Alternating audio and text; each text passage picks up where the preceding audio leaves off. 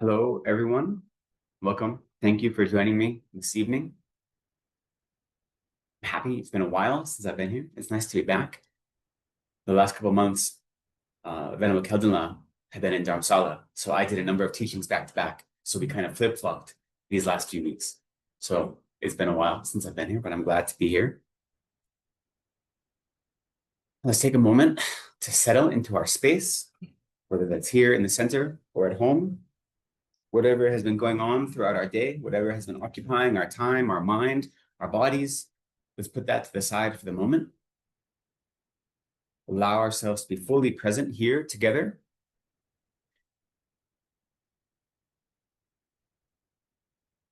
And as you let yourself settle into a sacred space, a space designed for the study and practice of Dharma, let's set a very strong motivation that the reason we are coming together this evening to study the Dharma is not just to add to our intellectual bank account. It's not just to learn something for ourselves. It's not even just to better our own lives, but it's so that we might learn how to be of more service to others. So we might increase our merit and our wisdom so that we'll be of greater benefit to other sentient beings. That we might move more quickly to the state of Buddhahood and realize our complete potential. And that itself will be a state of permanent bliss. There'll be so many benefits to ourselves if we do that. But it's not for that reason that we seek that out, but it's so we may be of more service and greater benefit to others.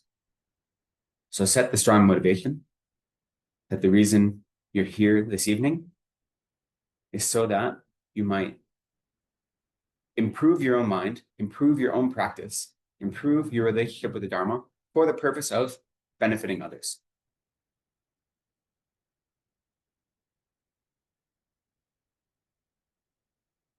And so with that motivation, let's do some preliminary prayers. So in our Volume 1 Gold Prayer Book, there's on page 34, we'll offer refuge and bodhicitta 3 times in Tibetan and then once in English. And then we'll continue with the other prayers on those 2 pages.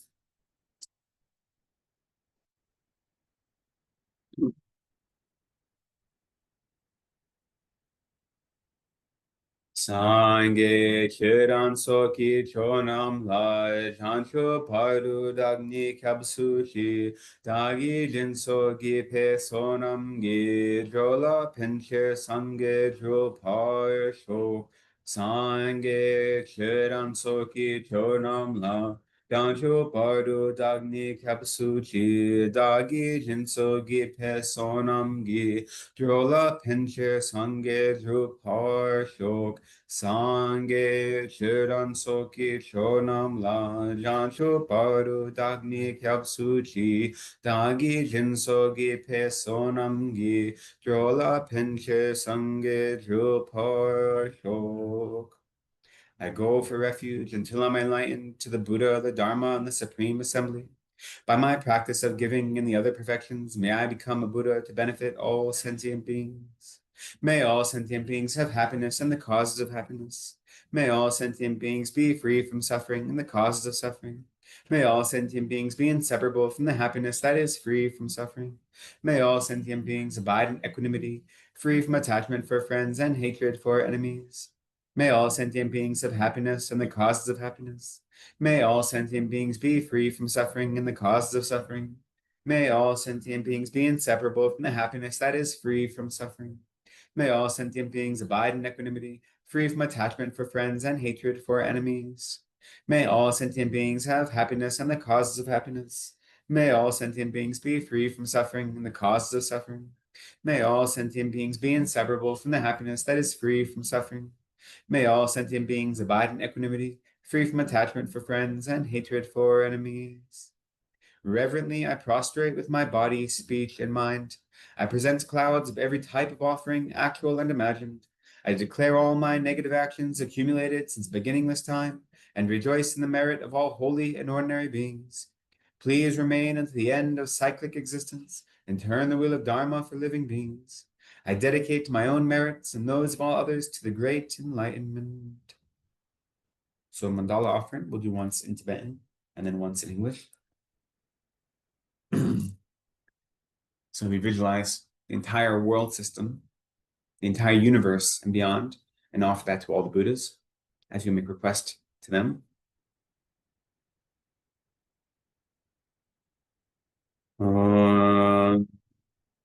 Sa Ki Jo King Eto Tramri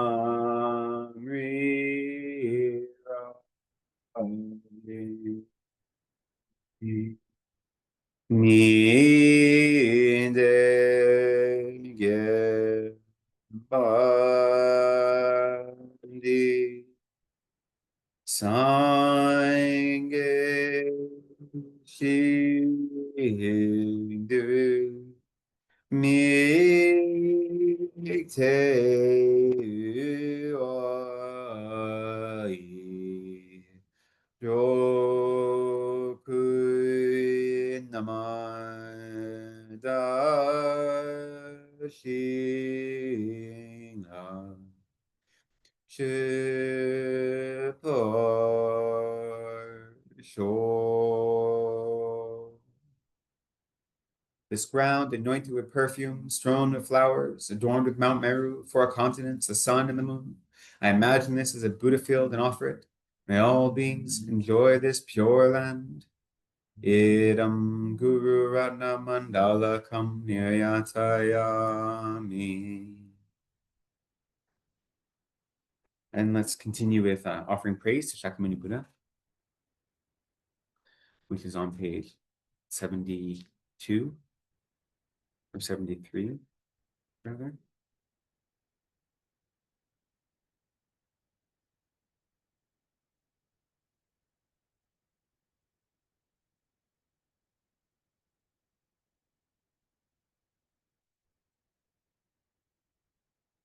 To the founder, the endowed, transcendent destroyer, the one gone beyond, the foe destroyer, the completely perfected, fully awakened being, perfect in knowledge and in good conduct, Sugata, knower of the world, supreme God of human beings to be tamed, teacher of gods and human beings.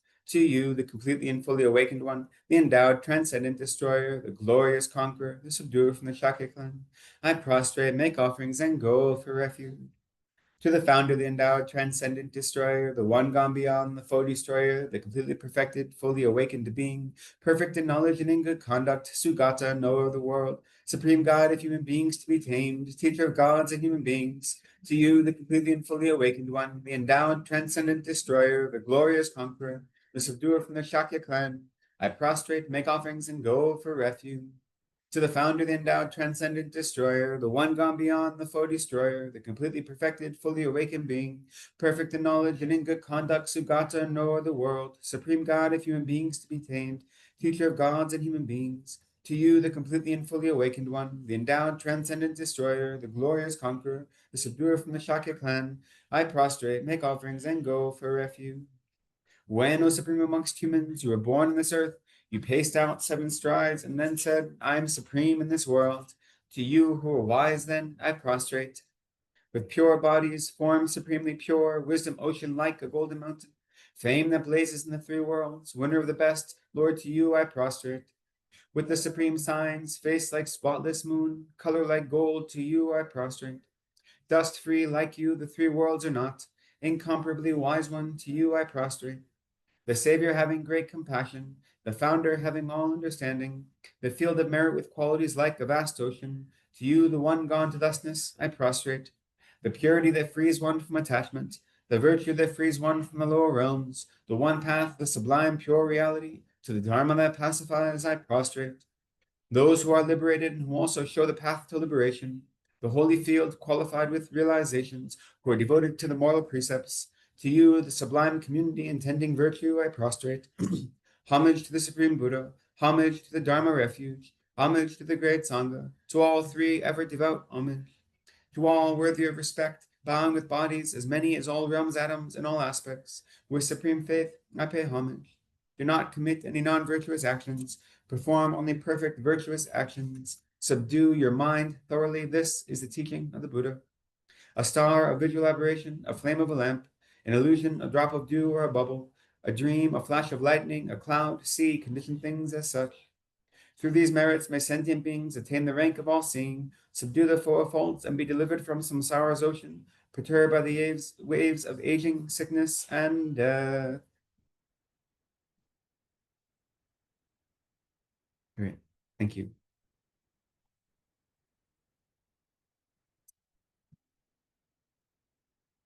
So today we're continuing in our series, how to establish a daily practice. Venerable Keldenla started last week. And I know he was using this, the daily meditation on Shakyamuni Buddha, he said, and he's going through this, and he focused on refuge especially. So we'll continue with this a little bit later, but I want to kind of fill in some other blanks around it first.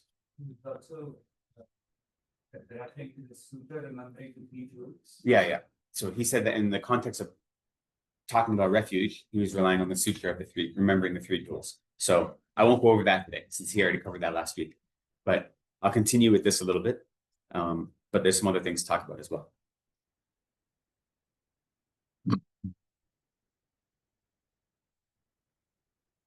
I think so I don't know how much of an introduction he gave. So I apologize if there's some overlap. For me, the most important thing to think about when you're looking at this module is this module meaning, roughly our Saturday classes are following the Discovering Buddhism format. So Discovering Buddhism is one of the programs that the FPMT offers, and it's a series of like 16 different of classes, right? And we're more or less following that kind of their guidelines. And so when you come to this module, the main question is what do we mean by a daily practice? Like, what's the purpose of a daily practice? Like, if you're saying the point of a daily practice is just to be able to spend 20 minutes every morning meditating, what's the purpose of that? That's like the physical activity, right? But what does it mean to have a daily practice? Like, what's the purpose of a daily practice? To help you work on your mind, that's exactly it. But more importantly, but adding on to that, for me, so a daily practice, and especially why it's taught in this order, in the sequence, after we've been studying so many other things, right? Is we want to integrate everything we've been studying into our practice. So in this series, we've studied proper reliance on a teacher. We've studied death and impermanence, perfect human rebirth, karma. We've studied all these different aspects of the teaching. And so then taking those aspects and putting them into practice every day, that's the importance of a daily practice. So you're not just learning things intellectually. And of course, as we go in our classes, we talk about how to integrate them into our lives, right? So it's not like we only did like academic book work the last couple of months, but really the point of a daily practice is to make the Dharma something that is flavorful and rich, and it penetrates your whole life, right? And so that's more than just simply meditating for a few minutes every day. Meditation is whatever that meditation may be, is like the bedrock, right? But the purpose of it is that Dharma, your whole life is Dharma.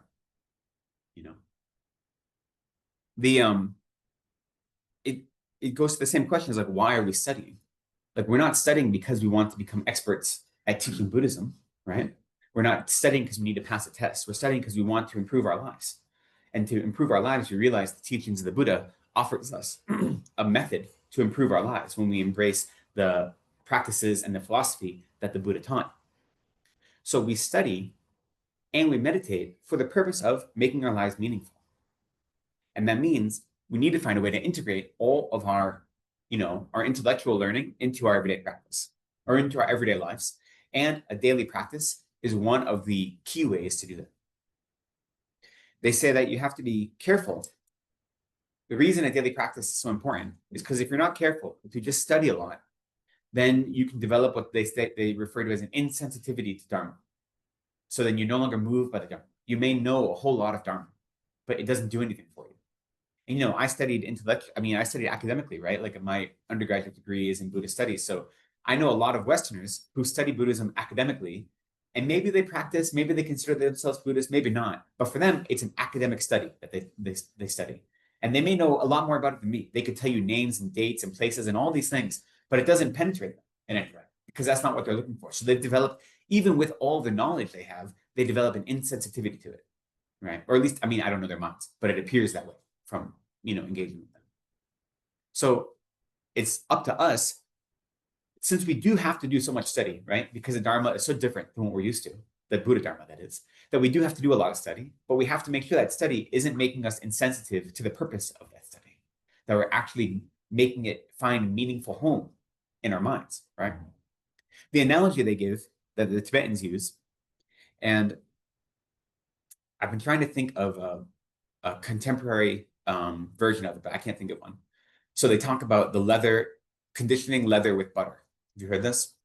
So in Tibet, they'd use butter to condition leather, to make leather soft and supple. So you'd rub the butter into the leather to work the oils into the leather to make the leather pliable so you could use it. But they also used leather to store butter. And when you take a leather pouch and you just store the butter in it, but you don't work it in, it sinks into the leather in such a way to harden it. And so the leather then becomes impermeable. And that is useful for storing butter. That way it doesn't go bad, right? So the same substance, the butter, can either be worked into the leather to make it pliable and useful, or it can make the leather hard and impermeable. And so when we study the Dharma, we have to be like the first. But if we're not careful, we'll be like the second, right? So if we're just studying more and more and more, but we're not putting it into practice in any meaningful way, then we're accumulating all this knowledge, but it's not affecting our heart, right? So it's more important to take what knowledge we have and to massage that knowledge into our everyday practice. That's far more important than being able to memorize the whole Lam Rim or being able to know every prayer or whatever it may be. To take whatever small understanding we have and then put that into practice and then build on that slowly is so much more important than knowing everything. And there's a lot to know. I'm constantly, to get our Geshe degree takes 20 years minimum. And I still always feel like there's more that I don't know, right? That's just the way it is. The more you study, the more you realize, oh, wait, there's a whole lot that I don't know. I thought I knew this, but I don't. But that, for me, that doesn't make me despondent. That makes me excited because I realize how much benefit I've had from studying and practicing the Dharma. And so if there are new things that are constantly unfolding for me, that just lifts me up. And it makes me realize how much higher I can go, right? How much more improvement I can experience in my life, how much more joy and happiness and calm and serenity I can experience. So don't let it be overwhelming, even though it's easy to be overwhelmed because there's a lot. Okay? But so we want to take our intellectual learning and then massage it into our minds in such a way that our minds maintain this supple nature, that we continue to grow and expand, and the Dharma, we're not insensitive to it. In the one of the prayers that I referenced a lot, that myself and Jean McKittrick translated by Kashin Yeshe Gyalten, the Lojong prayer called A Crystal Mirror Revealing My Faults. So it's a Lojong prayer. So the point of that prayer is to really beat against your ego, right? To take apart your ego. And every verse basically describes like the characteristics of a good student or a good monk, that the self, right? It's a crystal mirror. So it's like he's describing his own behavior or what an ideal monk or student would have, and then how he is the opposite of that, and then asking for compassion. But one of the things he references, no matter how many beautiful Dharma teachings I hear, I am like a rock in samsara, that I'm sunk in the ocean and nothing penetrates, So we don't want to be like that. We want to be porous in that way. And so part of the daily practice is making our lives porous and bridging that gap between our study and our experience, or our knowledge and our experience. Right? So, the difficulty of this is that we need both structure and flexibility. So structure is really important. Structure is important because we've done things so backwards for so long that we have to create a habit, and we have to reinforce that habit.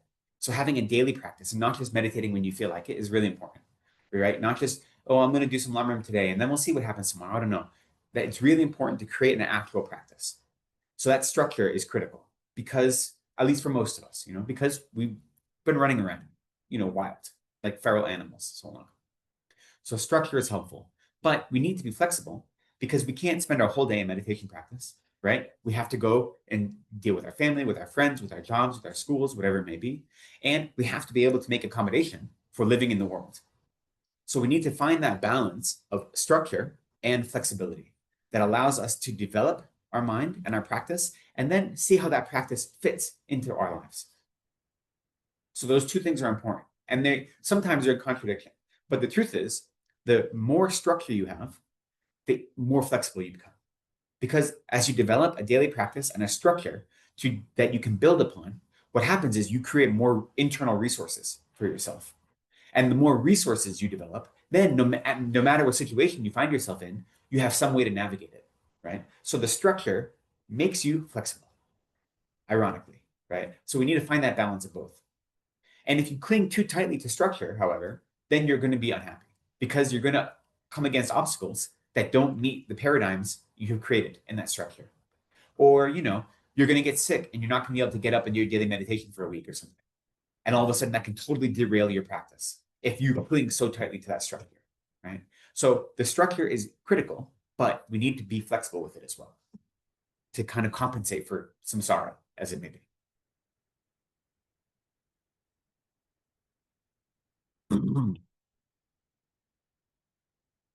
So over this week and then the next two sessions, will we also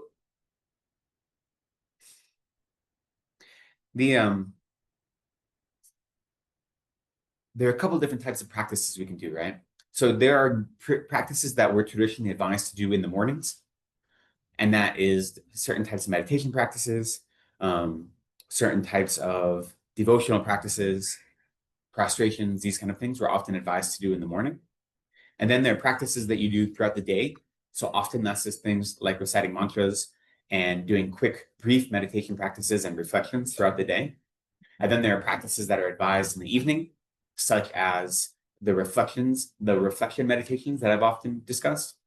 And then there are practices that are kind of ubiquitous, that really we should be working on them in such a way that they're not a practice, but they're just part of our everyday life and our everyday experience, right?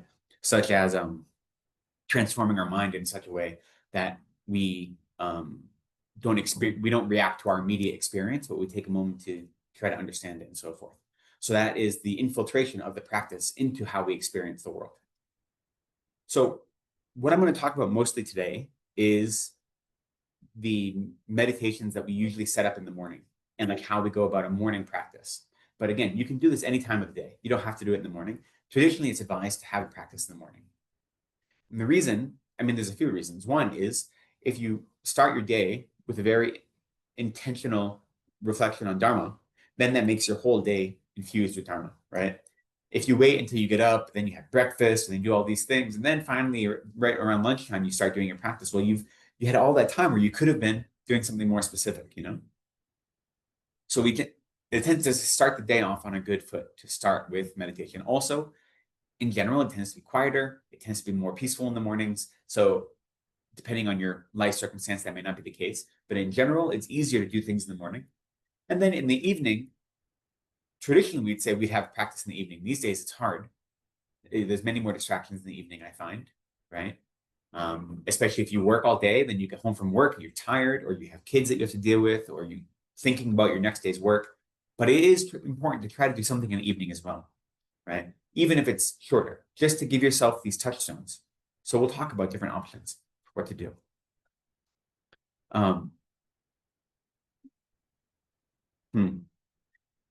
In my experience,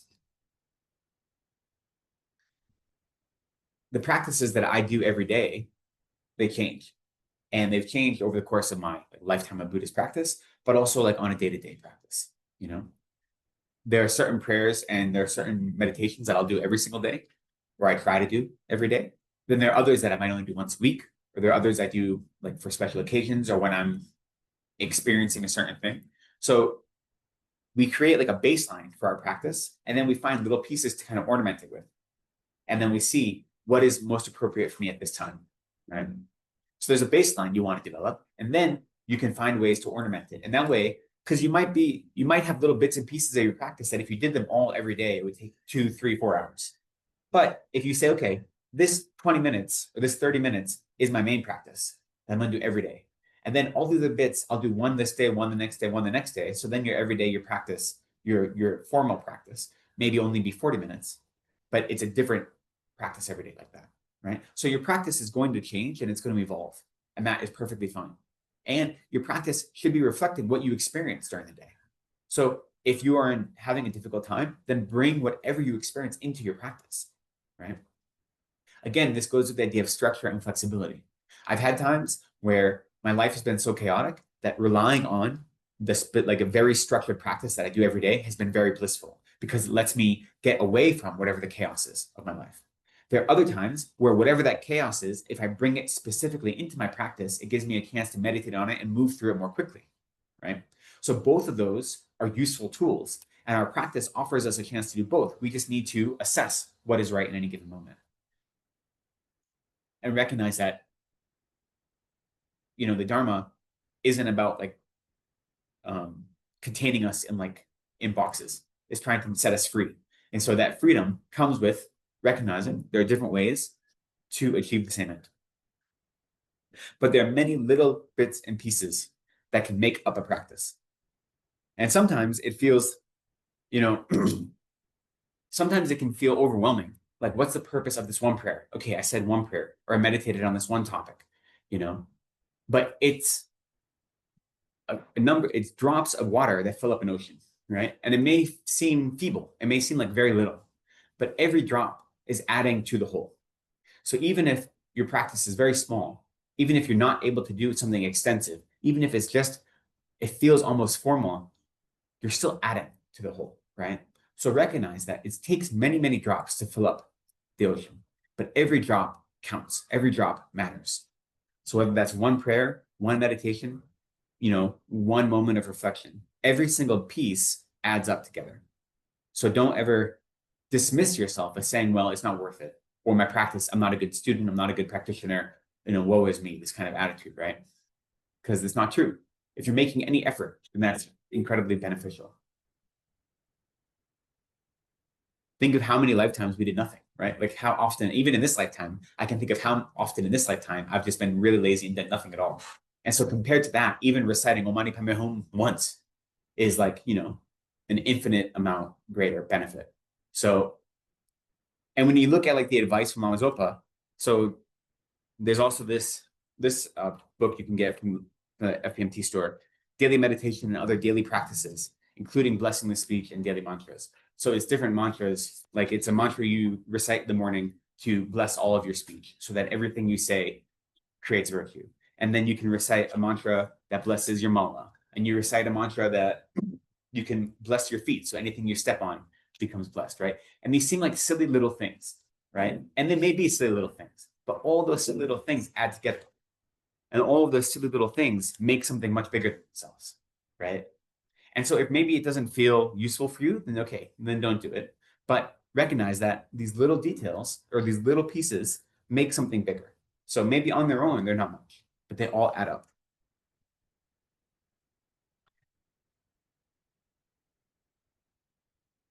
The goal, and this is like the kind of scary thing about the Buddha Dharma, is that the Buddha Dharma wants you to totally transform your life. Like that's the goal, practicing Dharma. And that means you need to realign your life to line up with the Dharma or be concordant with the Dharma, which sounds like a scary thing, right? It gets into like cult territory almost. It can sound that way, right? If you're careful about how you talk about it. If you're not careful, rather. So obviously, that's not what we mean. But what the Dharma is trying to do, what our study and practice is trying to do is recognize that our goal is Buddhahood. Our goal is to be free from all suffering and to free all sentient beings from suffering. Yet we've spent our whole lives doing the opposite of that. So of course, it's going to look like a giant transformation to realign your life with Dharma. At least an internal transformation. You might still have the same job. You might still do the same things throughout the day, but it's going to have an internal transformation that can be quite huge. Especially, it was for me. Depending on your own life, maybe you're already heading in the right direction. But for me, it was a big transformation, even before I became a monk. This is just like an external, very little compared to the internal. Like becoming a monk is very small compared to the internal transformation, really taking vows of a monk or a nun, or taking any vows, even taking Bodhisattva vows, taking Tantra vows, these kind of things are very small. They are means to affect internal change, right? And so as a monk, hypothetically, if I'm able to keep my vows purely, then it's like a fast track. Like, it makes your practice more powerful. But the practice itself isn't about being a monk. The monk is just like a tool, right? The vows are just a tool. So Buddhism is asking us to totally realign our lives and our minds, most importantly, to be concordant with the Dharma. When we do that by studying and then integrating that study into our experience, or with our experience rather, and through the integration of our intellectual knowledge and our experience, then we change the way we exist in the world and the way we experience the world. So then when you're able to do that, and it's not overnight, but when you do that, then your emotions don't run rampant, right? When something comes that could make you unhappy or angry or sad or desirous or boastful or whatever it may be, those emotions may still come, but you recognize those emotions before they get out of control. And you have techniques to realize these emotions aren't going to help me. And therefore, how can I not hold on to them, but let them go, right? So you're totally transforming your life. You're not just transforming the 30 minutes in the morning when you meditate. Venerable, Yeah. just the fact that you decided to become a monk, or whoever decided, they have already affected that internal, to my mind, they've already affected or very much on the way to effect that internal transformation, because you have recognized all the elements or many of the elements of samsara, and you have decided that those are not going to help you. So to an extent, you have done that work, and which is why you are. I would say the same thing for everyone that comes to a Dharma teacher. Anyone that has committed themselves to trying to do a daily meditation practice. I appreciate your words, but I also know that it's easy to become a monk or nun for the wrong reasons.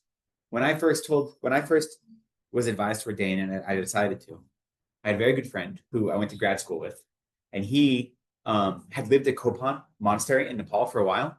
He never ordained, but he lived there for a few years. And he's fluent in Tibetan. Now he finished his PhD and he teaches Tibetan. I'm not Tibetan, he teaches Buddhism and religious studies at a university in the States. But I called him, and I remember I was on the phone with him. He's a very brash kind of guy. Like, he, Irish and Italian American, like, says what he's thinking from California. And I told him, I want to become a monk. And he looked at me and he's like, anyone could put on a set of freaking robes, but not everyone can wear those robes, right? So it's easy to put on a set of robes, but to actually live the lifestyle and try to live those vows is much more difficult, right? And so I like to think I'm doing my best. And I give the benefit of the doubt to all the monks and nuns that I know. But the truth is, it's much easier to put on these robes than it is to do any sort of internal work. So anyone that is trying to do any sort of work, whether that be coming to a Dharma center, creating a daily practice, meditating every day, whatever it may be, that is revolution, right? And it's a different in scale between ordaining and not ordaining, but it's the same thing. It's just a little bit different in intensity, right? So the fact that anyone is coming here and listening to a Dharma teaching for the purpose of improving their lives and their mind is no different than me becoming a monk. It's just a difference in intensity, but not in intention, right? So for me, recognizing that I'm restructuring my life to line up with the Dharma being something was taught 2,500 years ago, no matter how that I'm a 21st century monk, I'm still realigning my life to line up with these way of understanding the world that was taught so long ago. That, for me, that's inspirational, but it's also a burden. And I don't mean a burden in a bad way, but it shows like a responsibility that I am tying myself to in a good way, because I recognize the benefits of it, right? Like, I'm picking it up because I know it'll help me and it'll help others, but I don't do it lightly. But because of that, it's also inspiration. And my biggest inspiration comes from seeing my teachers and from reading texts that are examples of teachers and other teachings that show me the possibility of living a life that is infused with Dharma and how much joy and happiness and benefit there can be, right? So any of the responsibility or burden, quote unquote, I feel from my study and my practice and from trying to reorganize my life to line up with Dharma, that burden goes away when I see examples of people who I see their lives are filled with joy and happiness and benefit, Whenever I have a difficulty, like for me, whenever I have a hard time at the monastery, like I'm going through a rough patch or I get a little upset or something, and this could be the same, like whenever you're in your practice, I'm like, your practice is frustrating and you don't feel like you're making progress and you feel like you're stalled out, anything this, I just ask myself, what could I be doing right now that would be more beneficial than this? No matter how hard this is, no matter how much I feel like I'm not making progress, what could I be doing? Could I be doing something that'd be more benefiting? And almost always the answer is no, right? And so if that's the case, then I say, okay, then I'm doing the best I can. And then there's no reason to be despondent, even if I don't feel like I'm making the progress I want to make, or whatever it may be. The Dharma is always the best chance and best opportunity for us to totally rearrange our lives in such a way that we benefit ourselves and others simultaneously. And that often conflicts with what it means to live in the world and to live a worldly life. And so we have to find that balance. And so that is a big part of this session, learning how to create a daily practice that will then give us the tools, the techniques, and the grounding. So then throughout our day, we have something to fall back on. That's not just intellectual understanding, but experiential understanding. So I know Vinod did start with this. I'll get to this, but first I want to talk about, we often talk when you're starting a meditation session, what are the 6 preparatory practices or preliminary practices that you should do? I don't know did he mention these last week? Yeah. Okay, so we'll go through them again because they're important. They're important, but you also realize that most of them, if you're doing a practice, right? So if you received any tantric practice, you're doing specific tantric sadhana, or you have a series of practices that has been like created for you, such as this, most of these things, these 6 are included within this, right? So our teachers have created, and the gurus and the lamas and the scholars have created these practices that already incorporate all these bits and pieces. But it's useful to know that all of these are important parts. So if you don't have something you're relying upon, such as a text or a specific practice, you just want to do a morning meditation, to make it a complete and robust practice, this is a useful way to do it, to know that there are these certain pieces that you bring to it. Okay. So the first one of the 6 has 2 parts. The first is cleaning the room or cleaning the space, and then setting up representations of the Buddha's holy body, speech, and mind. So I know cleaning the space seems like a very silly thing, right? And it depends on your space. If you have a dedicated meditation room or place in your home, then how much do you have to clean it every day? If you only go in there to meditate, it doesn't get really dirty. But there's still a benefit to at least symbolically cleaning it. We'd say sweeping it is usually the term they use, but we say cleaning. Any sort of cleaning you can do, even if you're just sweeping away the dust, because what you're doing is by engaging in this practice of cleaning, it is A, showing respect for the place and for the teachings that you always want to offer them the purest, most beautiful space that you can. But B, it's also showing that symbolically, what our practice is trying to do is sweep away the dust of our afflicted minds, right? To get rid of our afflictions, to clean away our impurities, the impurities of our minds, and to make our practice pure, our mind pure. And so there's a symbolic and a respect element, both are combined. And also it's just a good way to start your practice, right? You're starting fresh. Like it's like turning to a new page in your notebook. You're starting from a blank slate. So we first begin by cleaning the space. And if you're practicing every single day, this may not be a big thing. It just may 30 seconds of it can be symbolic almost, but it's useful to do. And it's important not to be like, well, I don't need to clean it. I cleaned it yesterday. I don't need to. That's the attitude you don't want to adopt, right? So even if you're cleaning, even if you don't see any visible dust, just wiping a cloth over something, you're going through the motions with the intent that I'm cleaning away the dust of all my impure minds, and I am making the space presentable for all the Buddhas. Because as part of your practice, you're inviting all the Buddhas to your practice, right? You're inviting all the Buddhas, the Bodhisattvas, all of your teachers to be present with you. Even if all you're doing is mindfulness meditation, doing it in the presence of the Buddhas makes it more powerful. So you're inviting all the Buddhas to your space, right? And so you want to make that space as appropriate as possible for them with whatever resources you have. So you start by cleaning the space and by setting up representations of the Buddha's body, speech, and mind. Now, if you have a dedicated altar at home, then you will have this already set up, so you don't have to do it every day. If you don't have a dedicated altar, then you can just set something up before you begin your practice, right? Ideally, you'd want representations of the Buddha's body, speech, and mind. So the body would be a statue or a picture of a Buddha. The speech would be any sort of text, any Dharma text would be representing the Buddha's holy speech. And then a stupa is usually what we use to represent the Buddha's holy mind, either a picture of a stupa or a small actual stupa. If you're not able to have all those pieces, at least have something that represents the Buddha himself. And usually we'd say representing the Buddha, it can either be a picture of Shakyamuni Buddha, who you recognize is your guru, taking that aspect, or it could be a picture of your guru who is embodying all the Buddhas. And in that embodiment, you recognize that they're representing the holy body, speech, and mind. So if you don't have all the different pieces, you can just do that. But ideally, you want something representing all three. And definitely, if you have an altar that you keep up all the time, you should try to have representations of the body, the Buddha's holy body, speech, and mind, and a special representation of your guru. Even if it's just Dalai Lama or if you have a personal guru. If you don't have an altar and you're kind of setting it up on a daily basis, then you do the best you can do. It can also be like if you're in a space where, everything's cleaned up here, so I don't have any visual aids since we're cleaning the space.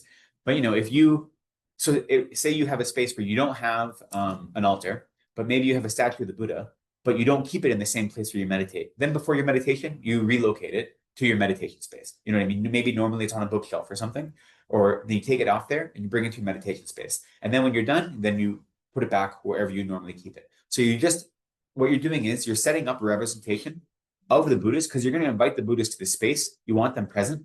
And so you're setting a symbolic representation of them there. So that's the first one, cleaning the room and setting up a representation of the Buddhas. And I remember when I first, Pabon Rinpoche, in his Liberation in the Palm of Your Hand, when he talks about these 6, I think like there are 3 or 4 days worth of teachings just on these 6. So I'm doing a much abbreviated version. But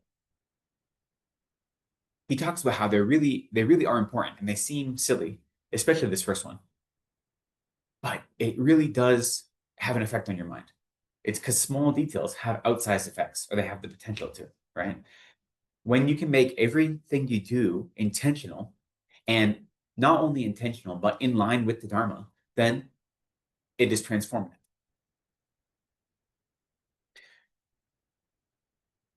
Now, often these 6 are like understood in the context of doing a retreat, right? Not just in your daily practice. So sometimes you have to then adjust. Like, how does this work for our daily practice? Because I'm not doing a retreat right now. But whenever you read any texts or any teachings, often it's going to be taught it's very rare to hear outside of contemporary teachers to hear them talk about like what to do for your daily practice. Because any of the texts you'd read that aren't contemporary are only going to be aimed at monks and nuns. They're not going to be aimed at lay people. And they're not going to be aimed at like how you go about your everyday. They're going to be aimed at how you do like a specific practice, right? Usually about a retreat. So then you have to adjust. You have to be, like I said, flexible and take those things and incorporate them. So you have to do that a little bit with Pamukka's teachings. The way he teaches, like this Liberation in the Palm of Your Hand, which we rely on so often, was taught to an assembly of monks. And in 1923, I think. So it was like a very specific audience and a very specific time and place. And so then we have to take that and say, okay, how does this apply to my everyday life? So that's number 1, is cleaning the room and arranging symbolic representations of the Buddha's holy body, speech, and mind. And we do all 3 because we need to purify our own actions of body, speech, and mind.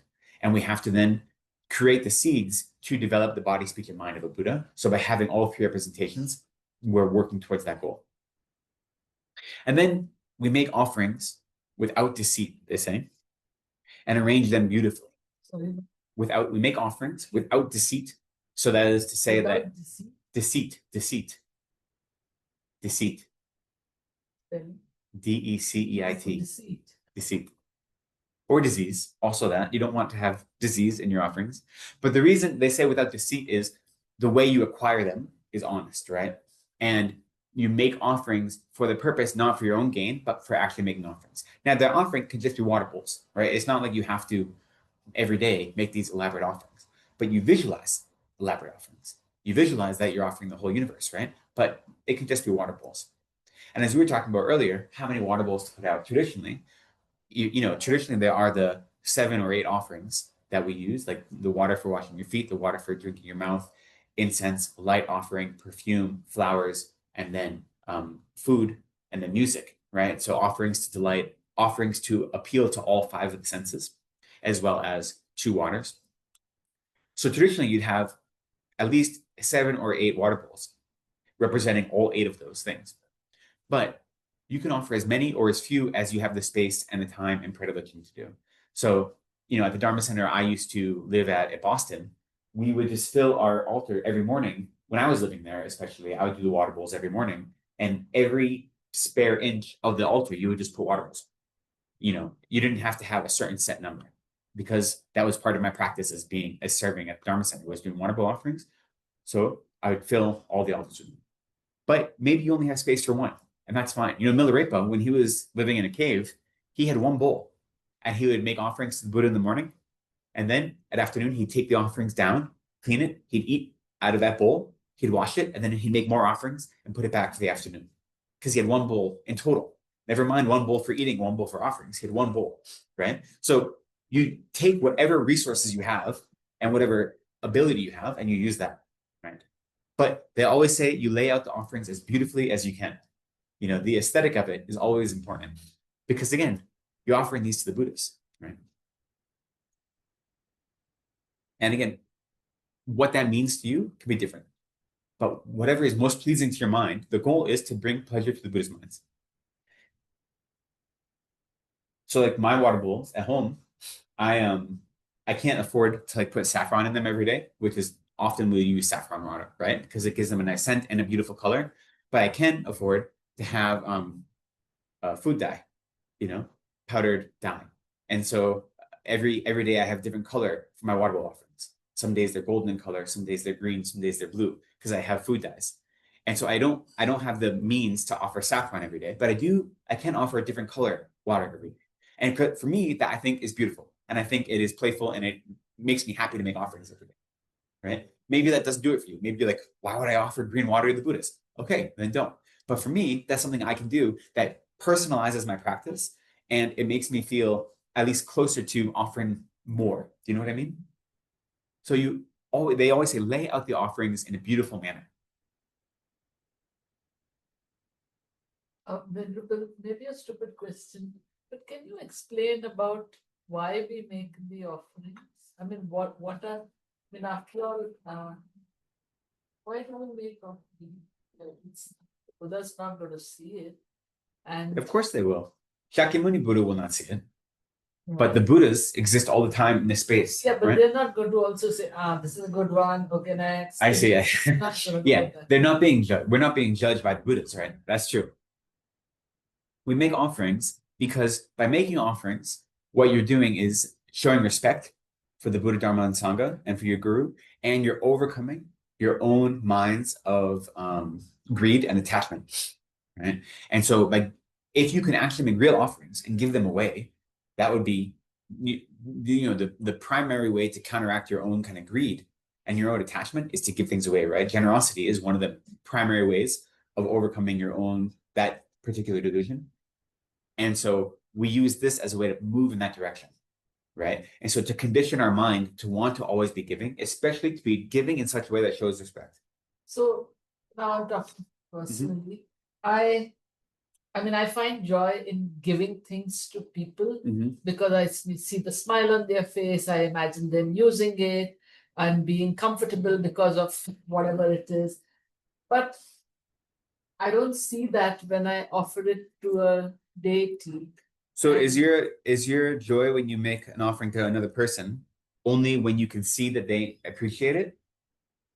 Even if I know that they will, they might know that, So it was going to make someone's, yeah. So what we would say then, we say is that the Buddhas don't judge. They don't say, oh, this is a good offering, that's a bad offering.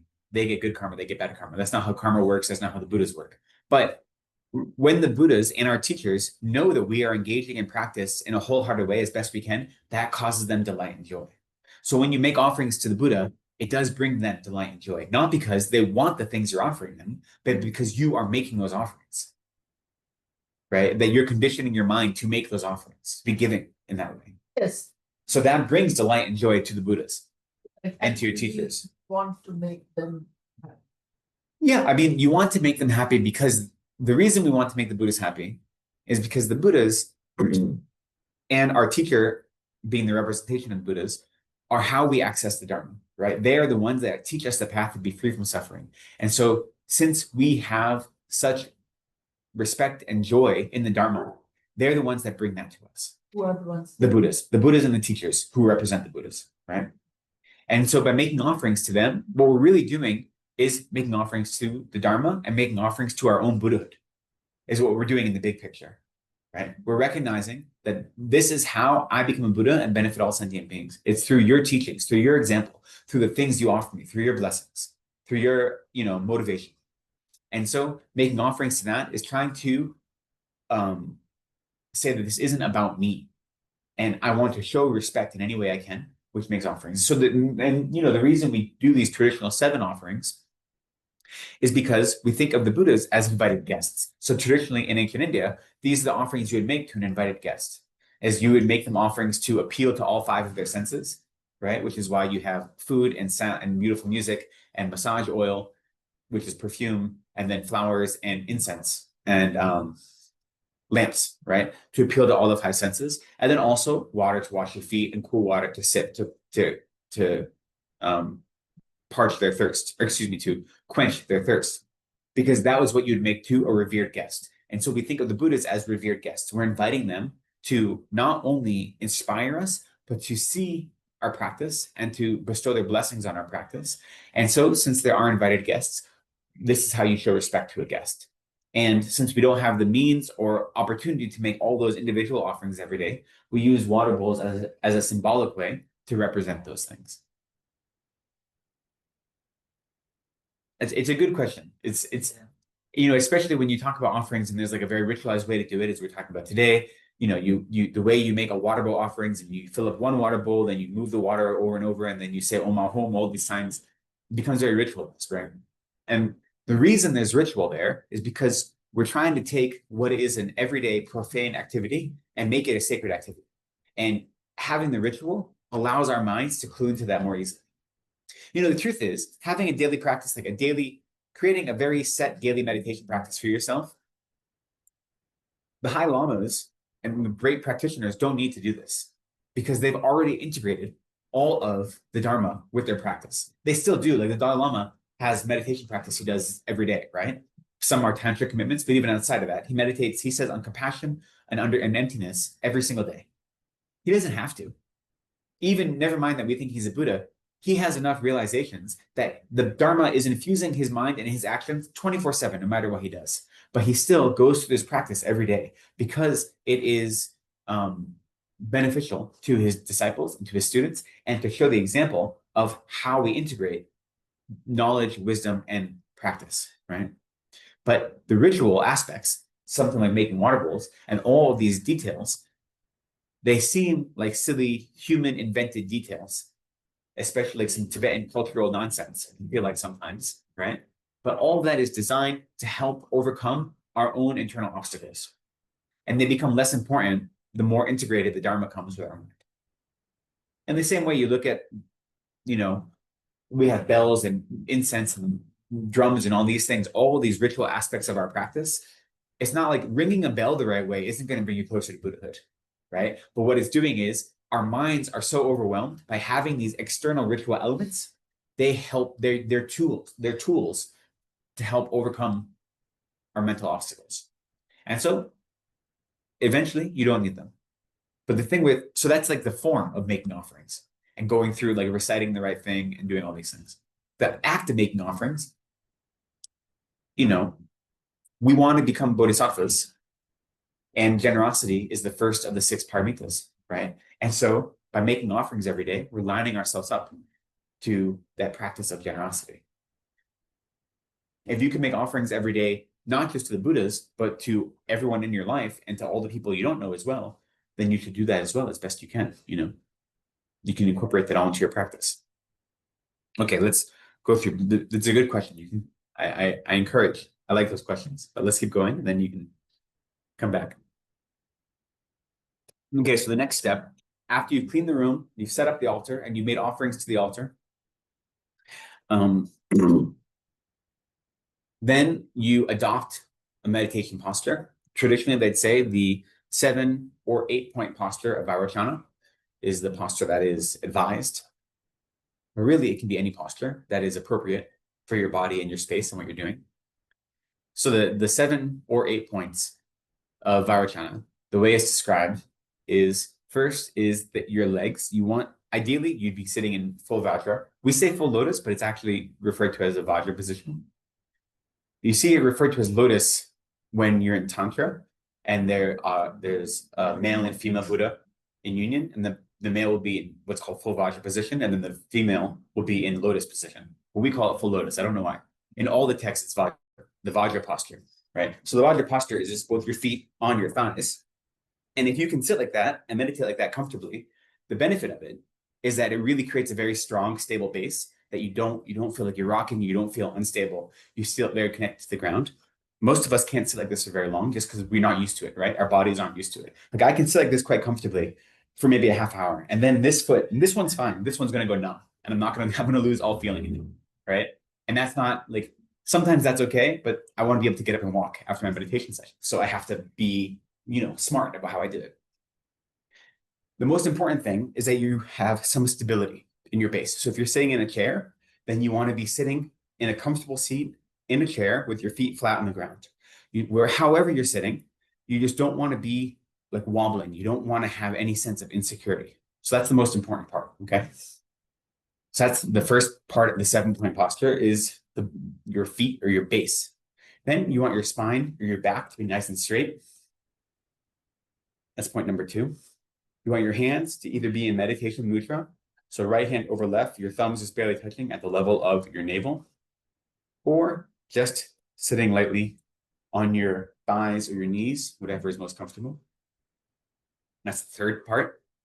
The fourth is your shoulders and your chest.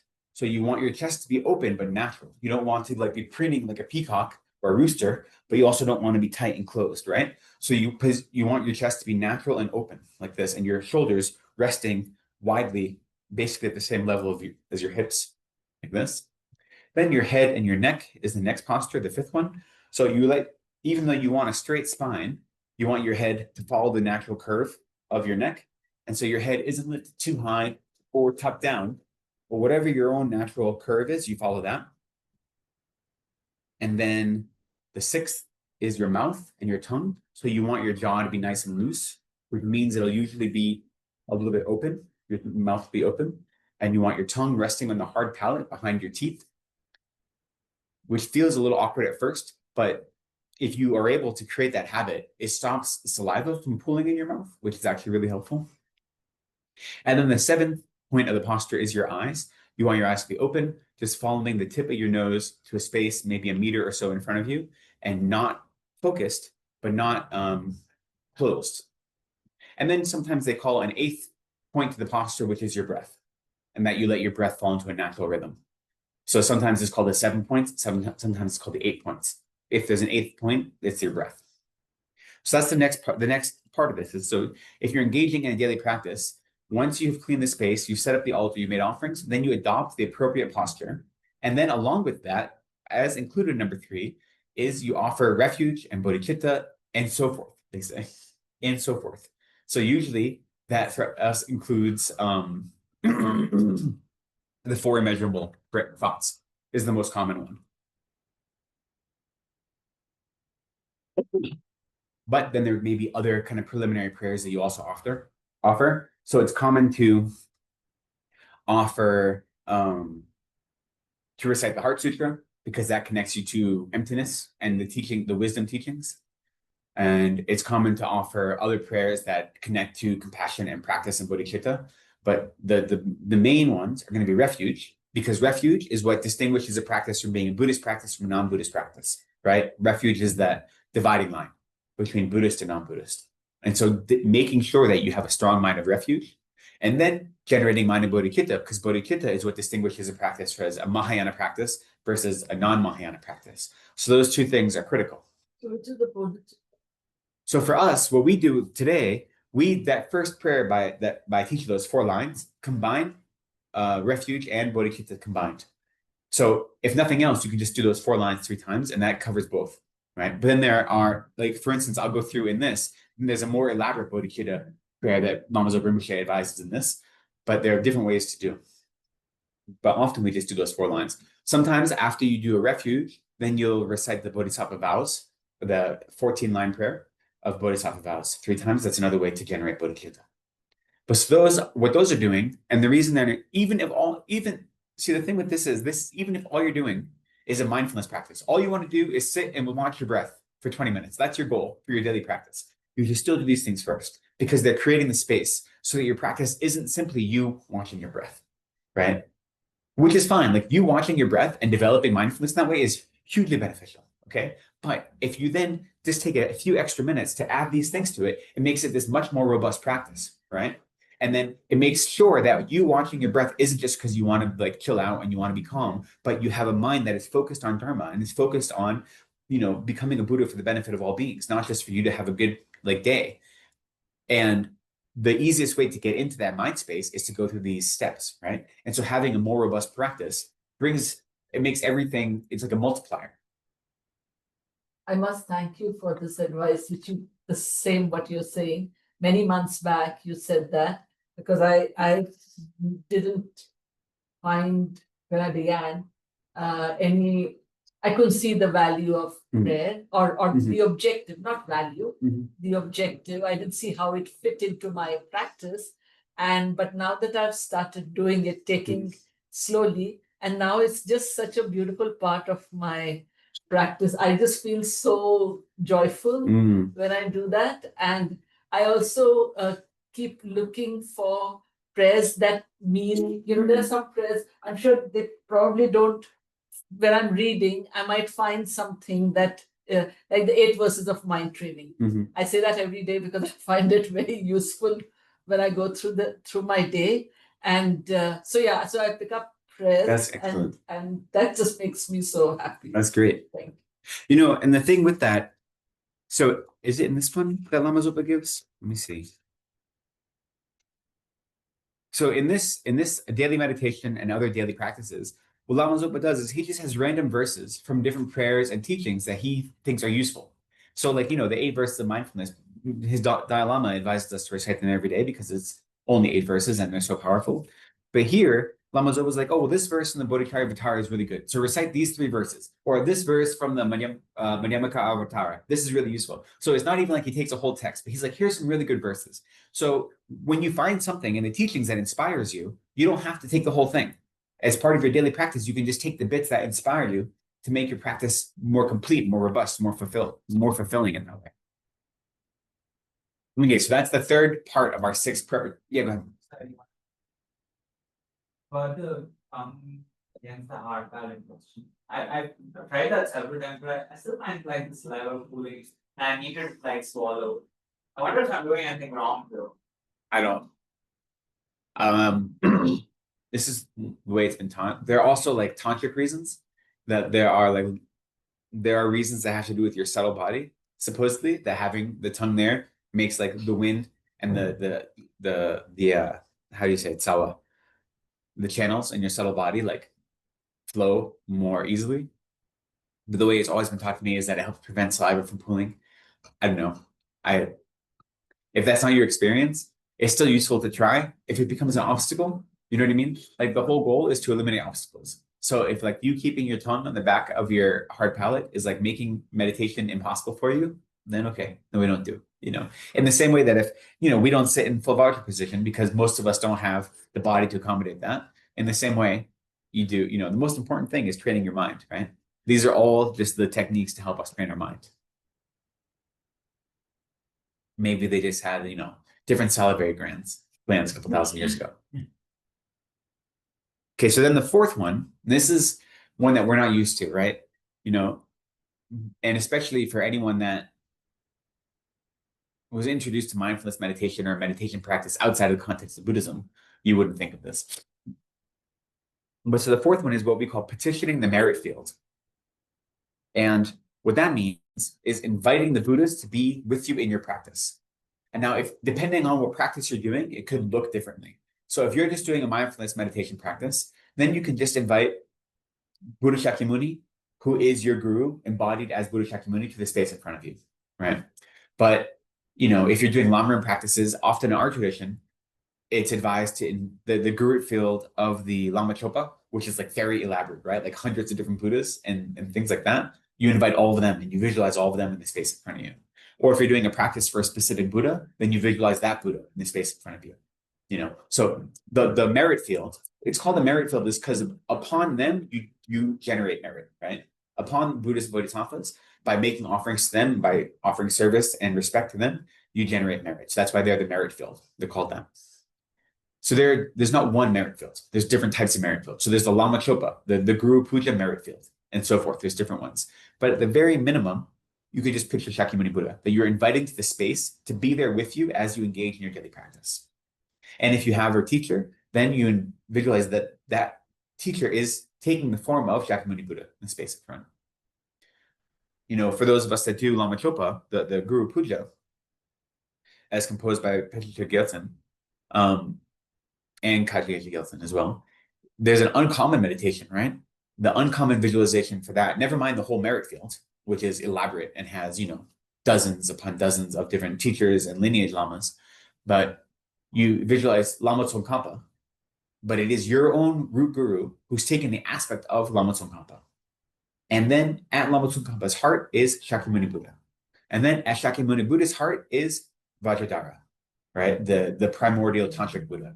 And so they're all combined. So it's, Lama Tupon Lobsang Dorje Chang is the name of it. Lama Lobsang Tupon Dorje Chang. So Lama is guru, your own guru. Lobsang is Lobsang Drakpa, which is Tsongkhapa. Tupon is Shakyamuni. And Dorje Chang is Vajradhara. So that's an uncommon merit field, right? So you don't have to visualize that, but whichever, at the base minimal level, you want to invite Shakyamuni Buddha. And what you're doing by doing that is, we believe the Buddhas are around us all the time, right? But when this is outside of a tantric context. Tantric context, you're doing something different. So not worrying about the tantric context. This is in a sutra context. Even though we believe the Buddhas are around us all the time, by inviting them to be to the space in front of us, it makes our practice more solemn, right? It makes our practice more intentional. And just think of how you behave if there's Buddha watching you and you know that Buddha's in the space with you. You're going to be more committed, right? So it makes your practice a little more energetic in that way, not in a bad way. Like you shouldn't be afraid of the Buddhas. You're like, oh, but you're kind of empowering your practice in some way. So you're offering to the Buddhas, like, I'm offering you my practice. I'm offering you, this is like the best thing I can offer to the Buddhas is my practice, right? That's the highest offering we can make to Buddhists most often.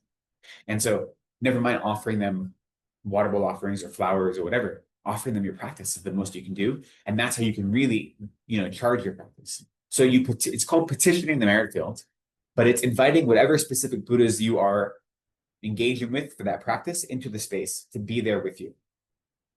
So in this practice, it's the only merit field is Shakyamuni Buddha. And it's described really elaborately in this practice. Yeah.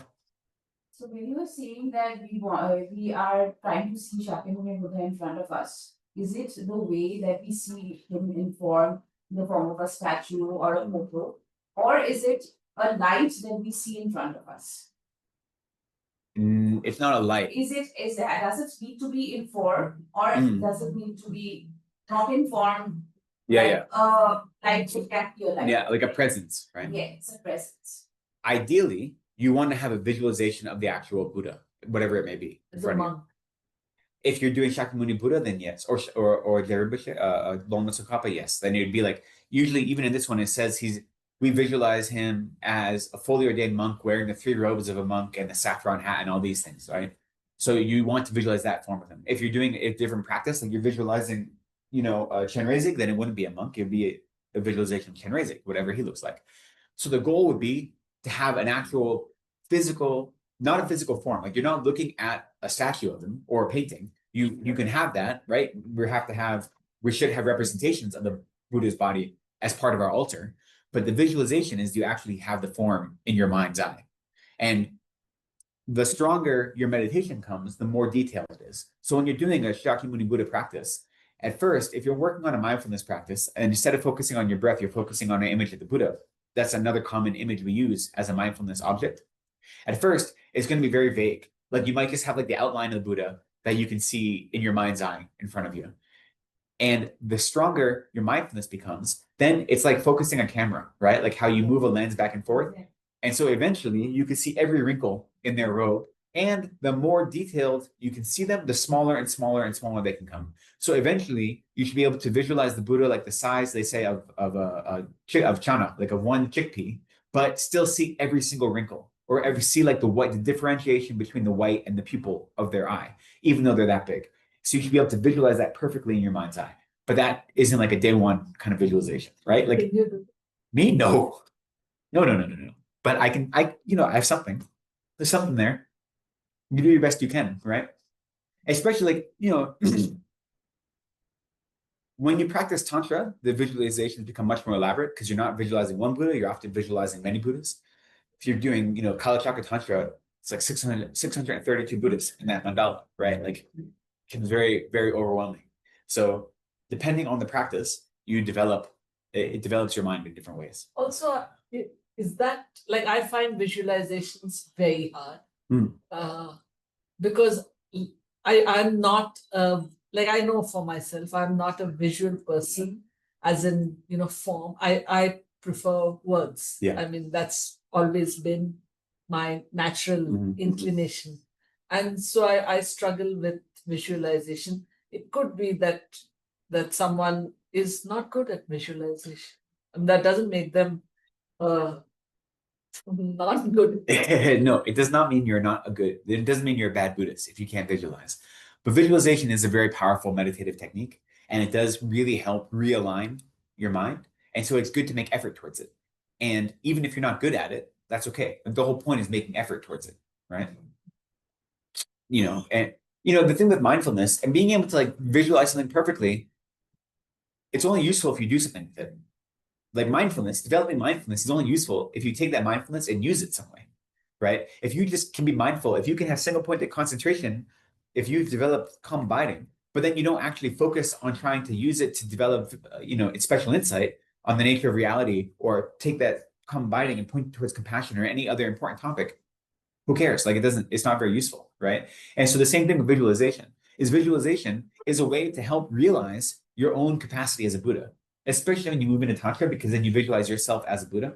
So in Sutra, visualization is more about training your mind and recognizing the presence of the Buddhas and the Buddha potential that exists in all living beings, and training your mind to see that and become close to that. And then if you begin Tantra practice, you visualize yourself as a Buddha. And so that visualization becomes more important in those later practices. But it's always about doing the best you can. And it's always about the effort is what is important, right? Buddhism is all about the effort, not the end results, right? At least in our everyday lives. I mean, the end result of Buddhahood is like the goal, I guess.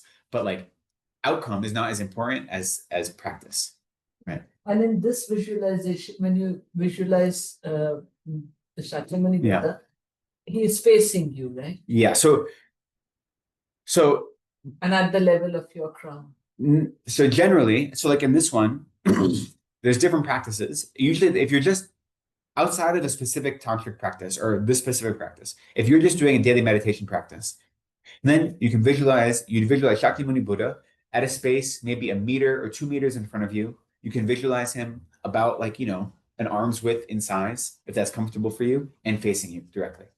Now, sometimes in this practice, and many practices, that Buddha, after you visualize them facing you, they'll come and they'll exist on top of your crown, facing in the same direction as you, right? But that's a separate practice. So you don't have to do that if you're just doing like a mindfulness practice. If you're doing a practice on Shakyamuni Buddha, then that visualization will change. And the truth is, as she was mentioning, if you can't, if visualizing the form of a Buddha is really difficult, at least try to have the experience of their presence, right? And you can start with that. So if you really visualize the actual form of this ghostly Buddha in front of you is difficult to do, then at least try to cultivate the experience of having their presence in front of you and start with that. And if that works to visualize that as a golden light, then start with that. And or even if you can't have any visual apparatus, but just like the kind of psychosomatic presence of them, then start with that. And then as you work, maybe it'll take shape, it'll take more form.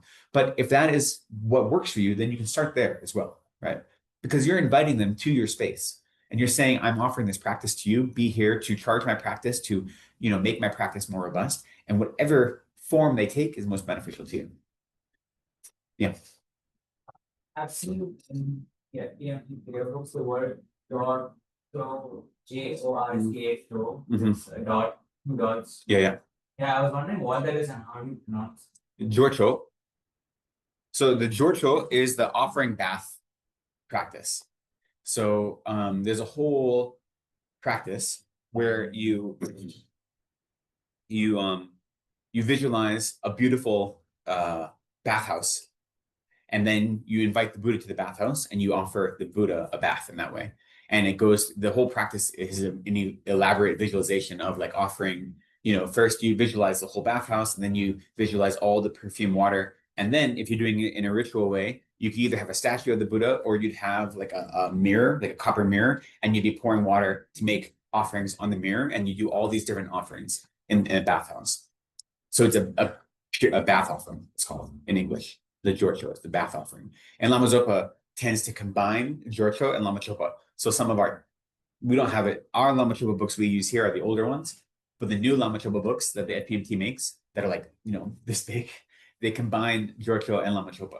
So it's like 400 pages or something like that, because they have like Tibetan and the English and the Tibetan phonetics. So you have to like hunt and peck your way through it. But so it's a ritual bath offering is what it is. At the monastery, we offer it during the busy season on the 15th. We have pujas that are called in place of evening debate, because we sometimes do these pujas and they're called dutsang, which means good time. Like there has to be some other meaning to it. I don't know like what the historical meaning is, but like the word du is time and zang or zampo means good or excellent. Maybe there's another explanation, but the actual word means good time.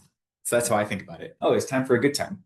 But these are an evening puja that we do that includes like a Jorcho offering. And on the elaborate one, there's not just one umze, chant leader, but the umze and then all the umze's assistants. So there's usually like 4 or 5 different umzes, and they have this big elaborate thing where they do these big water offerings to consecrate, like a consecration ceremony.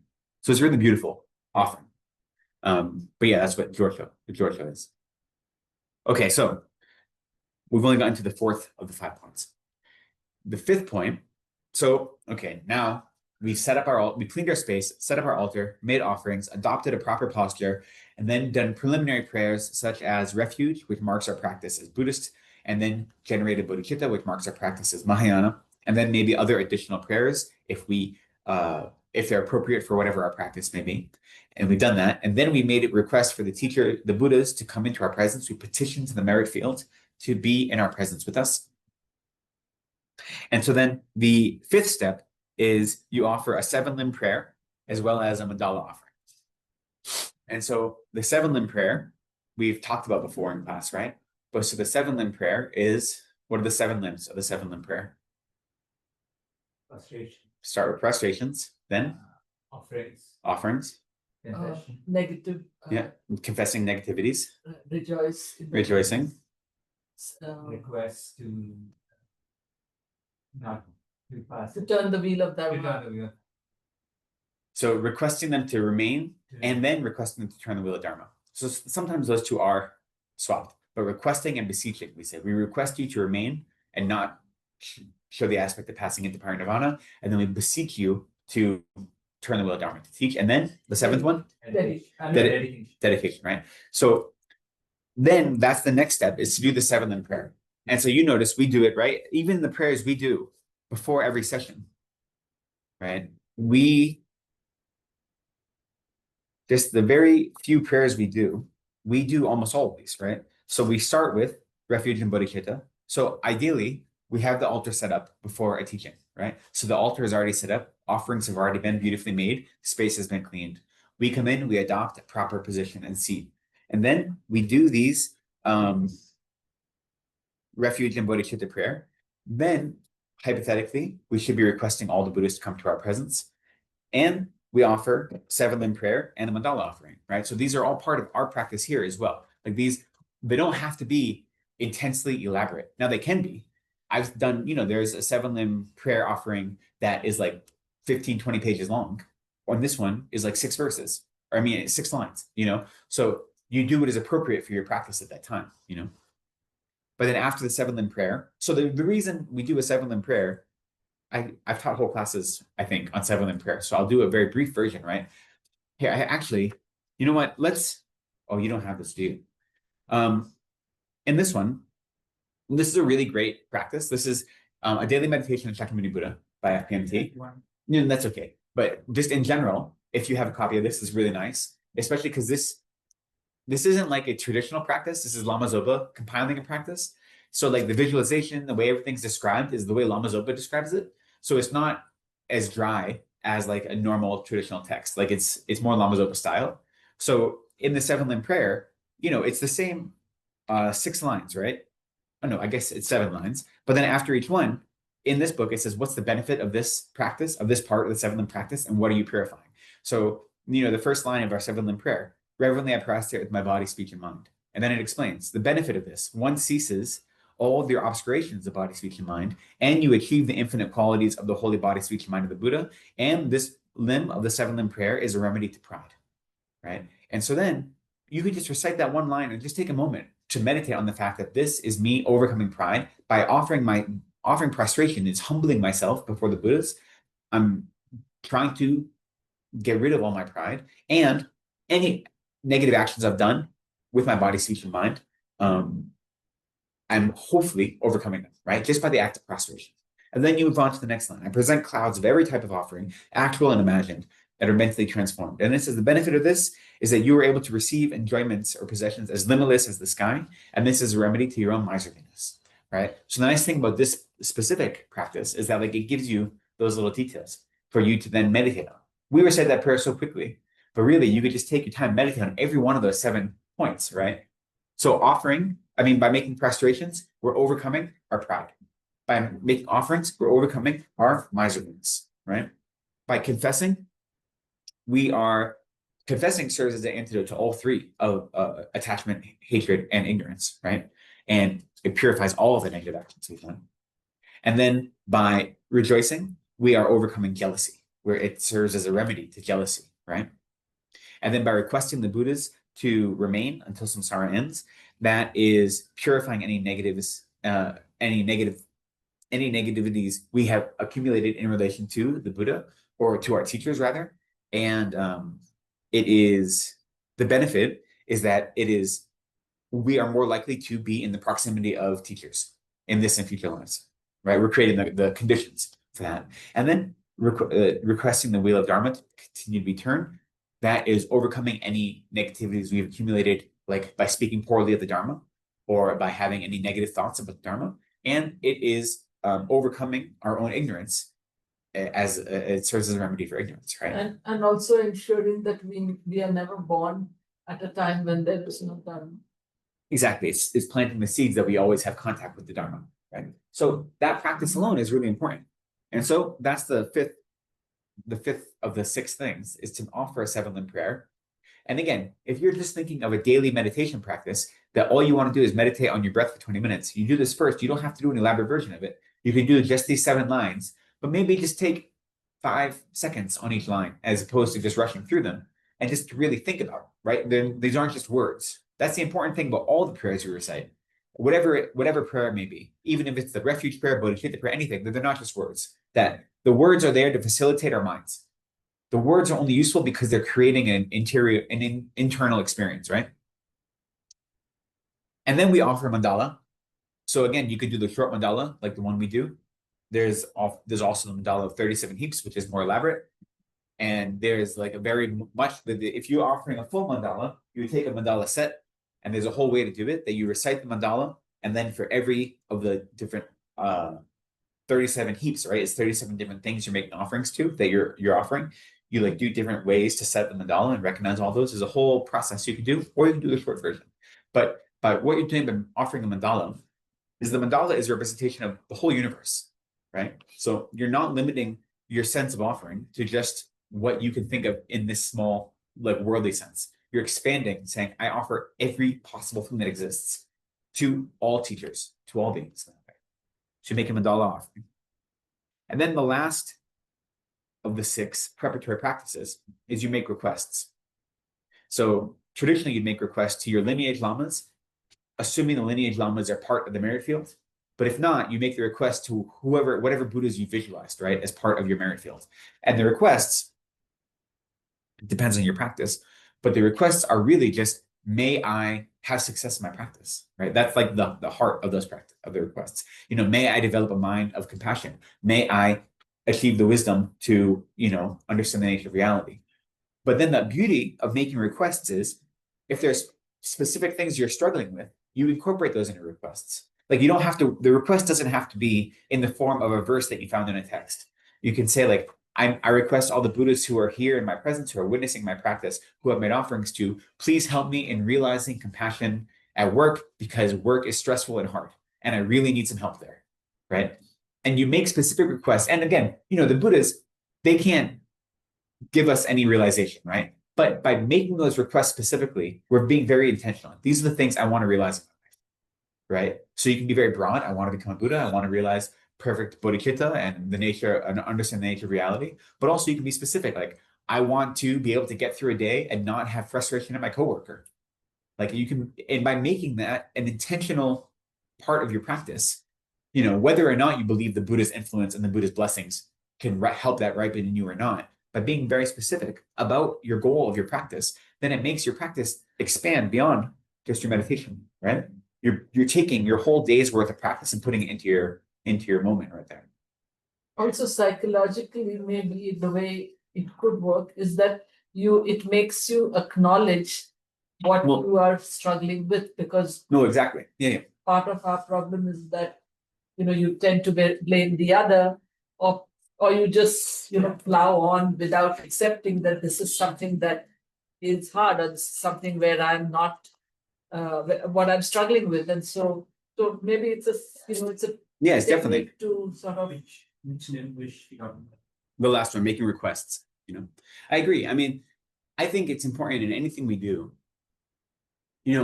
So much of our life is we're running through habits that we've created in this life and in past lives. And the big habit, right, is self-grasping and self-cherishing. And so many of our actions are motivated by these minds of self-cherishing and self-grasping, right? Those are like the insidious habits that keep us on this hamster wheel over and over and over again.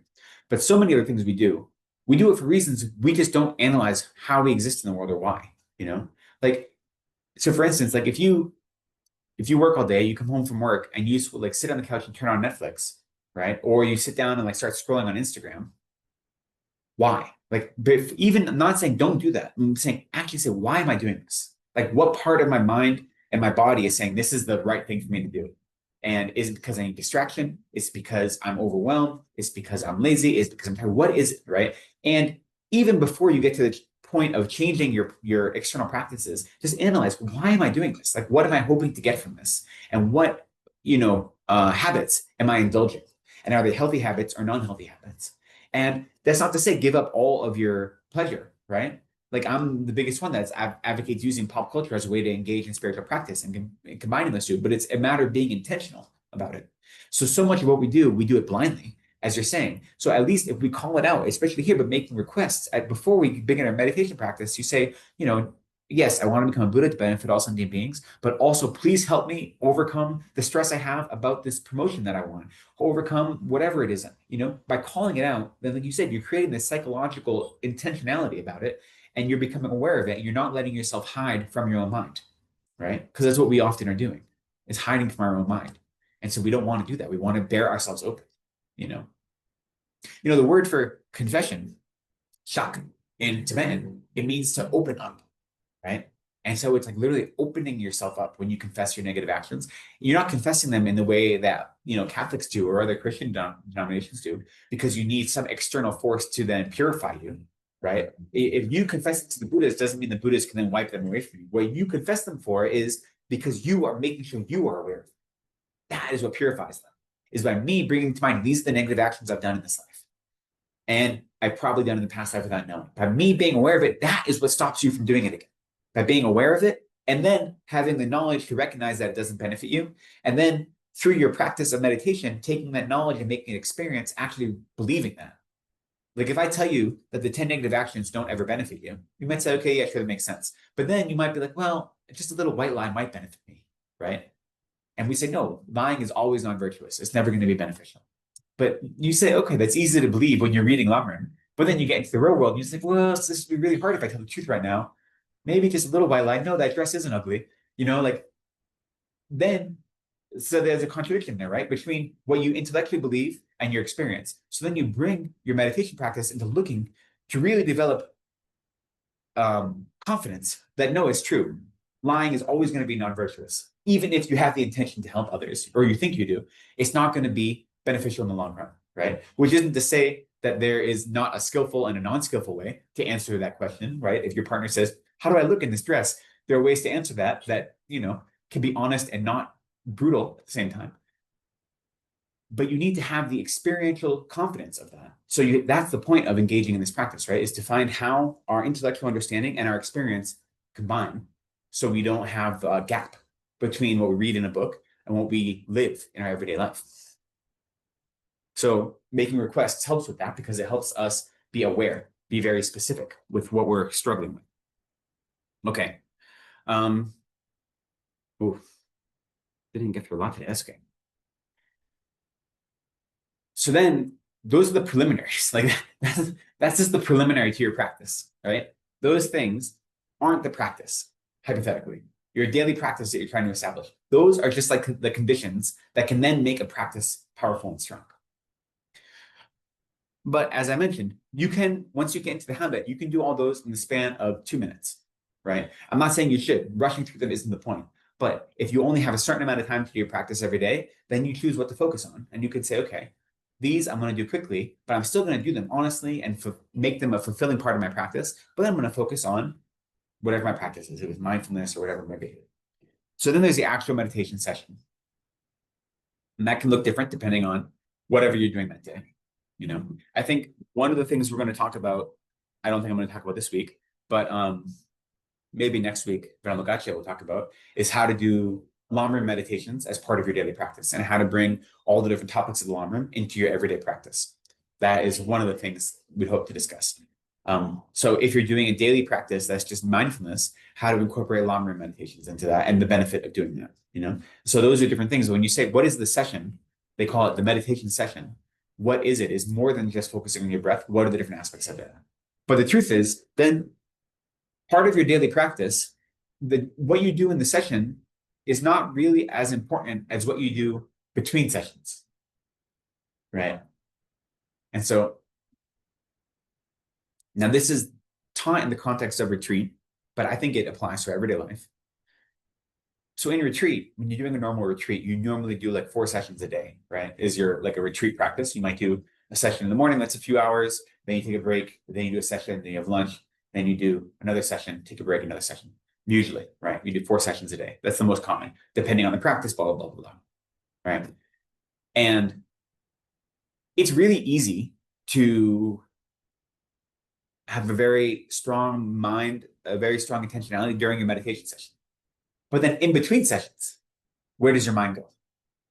Once you get off the cushion, then do you just have flights of fancy that you're running around in circles and you're not paying attention anymore, And so especially if you're in the context of meditation retreat, Lama Zopa, I've heard him once refer to the time between sessions as like your visa to the lower realms or your passport to the lower realms, because it's really easy to have a mind that's focused when you're sitting down to meditate. And then when you get up to go have tea, it's very easy to all of a sudden let all of your worldly thoughts come rushing back in. So in some way, the time between sessions. And so for our purpose, that means our lives outside of the cushion, right? If you do a session in the morning, maybe a session in the evening, everything else is the time between sessions, quote unquote, right? Or if you only do 1 session a day, then every time where you're not sitting on a cushion is your time between sessions. And for me, that's the most important time. The only reason we meditate is so that our time between meditations is powerful and is Dharma, right? Like that's the only reason we have a daily session, a daily practice, is we have a daily practice so that when we're not sitting on a meditation cushion, we are living a life of Dharma. right? So the most important time, the most important part of our practice is when we're not actually on a meditation cushion. But it's taking whatever we've developed on that meditation cushion and then bring that into our everyday life. So the time between sessions is very important. And there are different ways to be mindful of your practice. So one of them is like, bringing mindfulness to whenever you consume food, making sure you bless the food and then consuming food in a mindful way. You can be in a whole, like at work, eating lunch with your coworkers and still consume food in a mindful way. And you don't have to put a show on it. You don't have to do a whole elaborate ritual, but it can still be a Dharma practice, right? Or you can find ways to bring Dharma practice into your everyday experiences where you're taking them and doing them in a very specific and intentional way that is lining up with your ideals of the Dharma to make sure and remind yourself that what I'm doing right now may look like a worldly activity, but it's really a practice of the Dharma. And by doing it with little things like blessing your food or by like walking mindfully, whatever it may be, then that helps keep your mind in a Dharma headspace so that when someone lashes out at you, you don't lash out right away, right? It makes all the other things that you're learning, that you're studying, that you're trying to cultivate, it keeps them at surface level as opposed to letting them sink, So part of the reason we have these like small little rituals and these small little things is to keep all of the things, all of the lessons we've been trying to cultivate close at hand, right? So even like, I don't know, but even like wearing a mala, like even just wearing, never mind reciting mantras every day, but wearing a mala is like a reminder that you have this practice that you're committed to. It's not jewelry, it's not like an accessory, but it is something that connects you to your practice, Or for me, when I first became Buddhist in college, when I took refuge, I was given a Dharma name, and then it was a Tibetan name, right? It was Sochum Nima, and I started using it. So when I was 18, I just started using a Tibetan name. And my rationale was, I was 18, I was in college, it's lots of distractions in college, as we all know. And I said, you know what? I'm committing myself to practice Dharma. And I want to be reminded of that. And one of the easiest ways is when everyone I know refers to me using a Tibetan name, I can't forget that I've committed myself to engaging in this lifelong practice. And so that was one way that I could keep my little attempts at practice at surface level, right? So there are different little tricks and tips you can use to do it. And so like Lama Zopa also has like a great book that's just like little mantras to get you through the day. So like whenever you open a door, you say to yourself, like, I'm opening the door to enlightenment. And whenever you close the door, you say, I'm closing the door on the lower realms. And like these seem like silly things, right? Like they seem like very like weird, like new agey hippie kind of nonsense. But what you're doing is you're always aligning your mind with the Dharma practice so that your meditation and all of the insights that you've cultivated through your practice are at surface level. So they're accessible, right? So like saying these silly things like I open the door to all awareness, that doesn't bring you closer to Buddhahood. But what it does is it takes all the rest of your practice and put it within striking distance so you don't forget it. Keeps it at the tip of your tongue all the time. So there are lots of ways to bring the Dharma into your everyday life. Because the purpose of the Dharma is to transform your mind, right? The more you practice, the less you think about practicing because it becomes intuitive. But for us, it takes a long time to get there. I often, whenever I talk to my sister, I'm trying to think of a good example, but I'll say something like if I'm buying toys, if I'm buying new presents for her kids, I buy them books usually. I buy lots and lots of books, but like I won't get like anything that's a gun or anything that's like a weapon. And I'm like, yeah, of course that is, I don't like doing that, but of course I'm a monk. So what do you expect? And she's like, well, that's why you're a monk. Like, she's like, don't think it, you have to think of things. I'm a monk, therefore I do this. And she's like, no, you already have that intuition, and that's why you became a monk, right? It's like a chicken and egg question. And it's the same with a lot of our practice. If your first instinct is to be compassion, and when someone harms you, to not take that harm personally, but to have compassion for them, right? That may be unnatural for us at first, but then it becomes intuitive. And you don't say, I'm compassionate towards them because I'm a Buddhist. You say, no, like the reason that I'm a Buddhist is because I realize the value of having compassion, right? So it doesn't go in one direction only, it goes in both directions. But it takes time to get there. It's not like an overnight thing.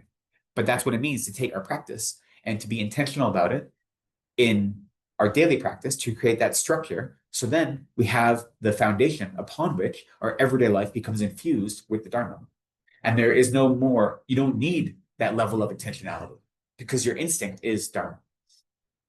Or at the very least, if your instinct isn't Dharma, you right away realize, wait a second, so at least you have that movement. Okay, so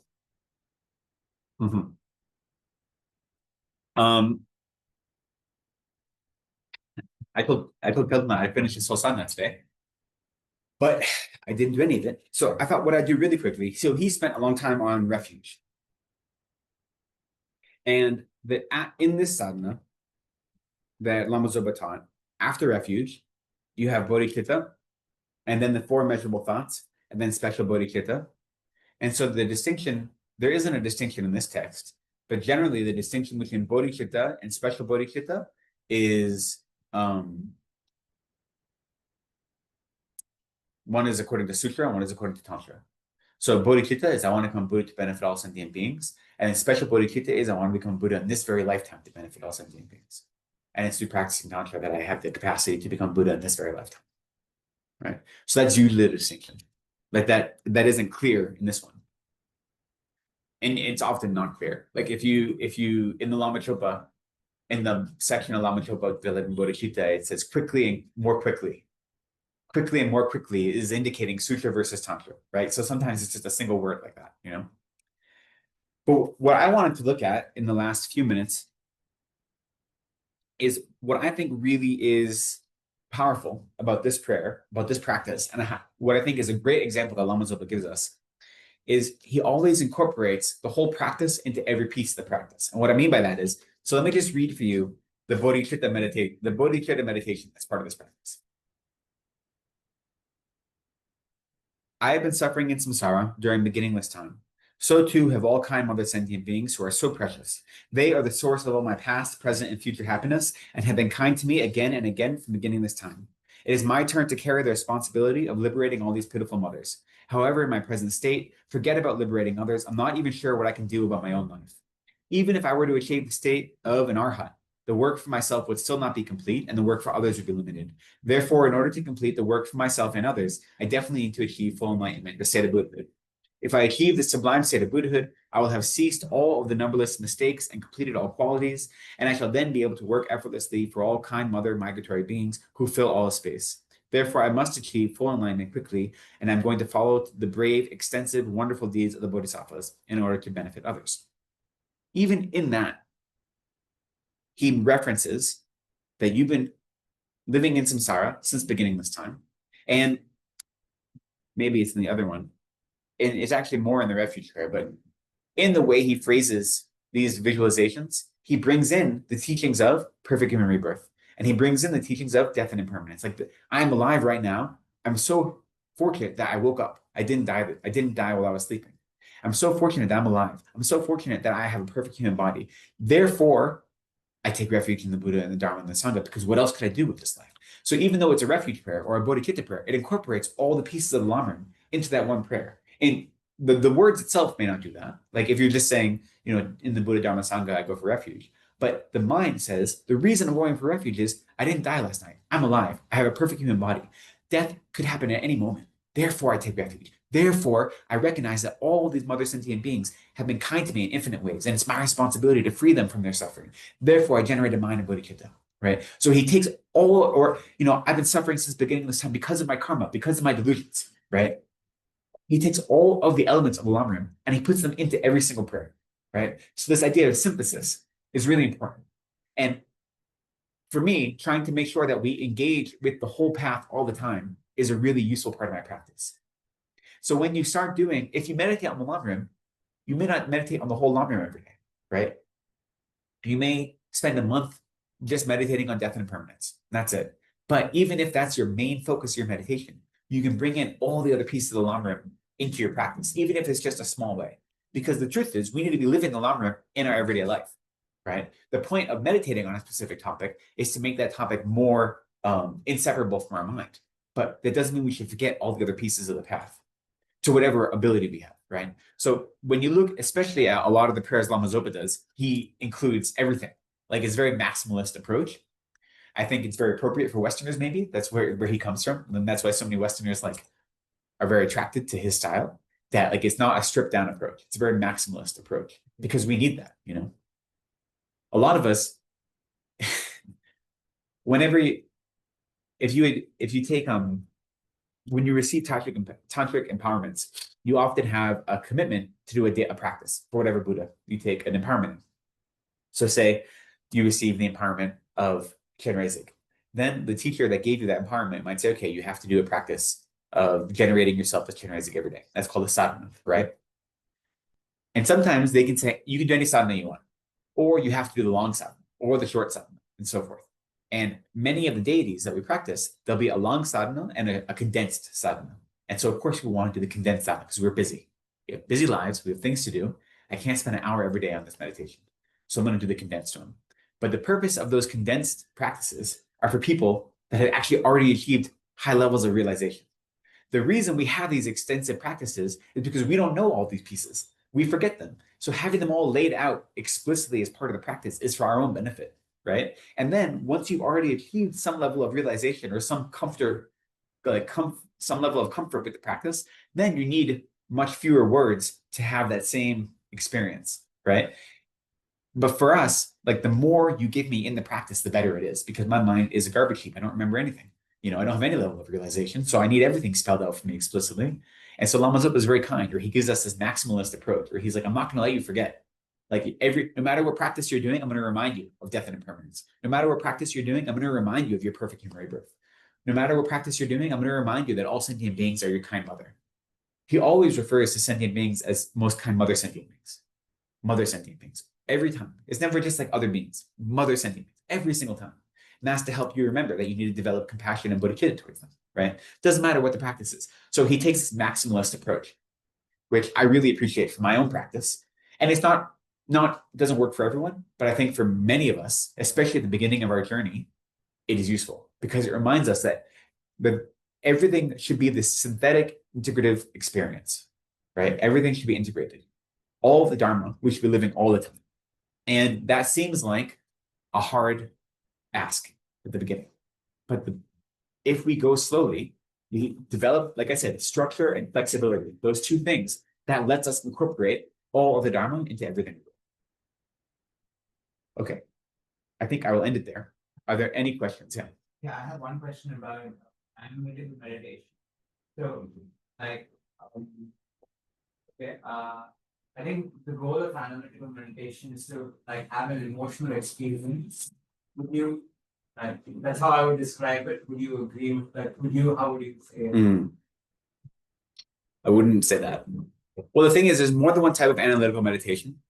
And to be honest, not all meditations fall into those two categories. So we generally say there is placement meditation and analytical, right? So placement meditation is usually about developing mindfulness in some way and developing a fixed point of concentration. And analytical is about understanding something. There are other meditations that kind of like exist in like the bardo, in the limbo between those two. So just meditating on compassion isn't really an analytical meditation, but it also isn't a placement meditation.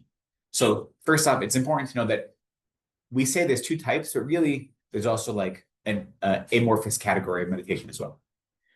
But the purpose of analytical meditation is to develop confidence in whatever it is you're analyzing, like an experiential confidence that is building off of your intellectual confidence. So when we talk about the three, right, study, contemplation, and meditation, right, that's how we approach anything we're trying to learn and we're trying to make inseparable from our minds. So first you learn a new topic and you just are learning information. And then contemplating it is actually working it out, right? Trying to figure out the details, seeing if you agree with it, seeing what doubts you have. And then when you meditate on it, it's that transformation of intellectual to experiential understanding. So to some extent, it might be developing an emotional response to it. But another way, what you're trying to do is to develop an experiential confidence that is more than just an intellectual understanding.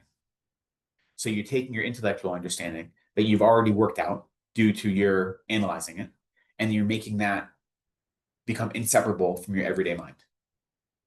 Does that make sense? Yeah.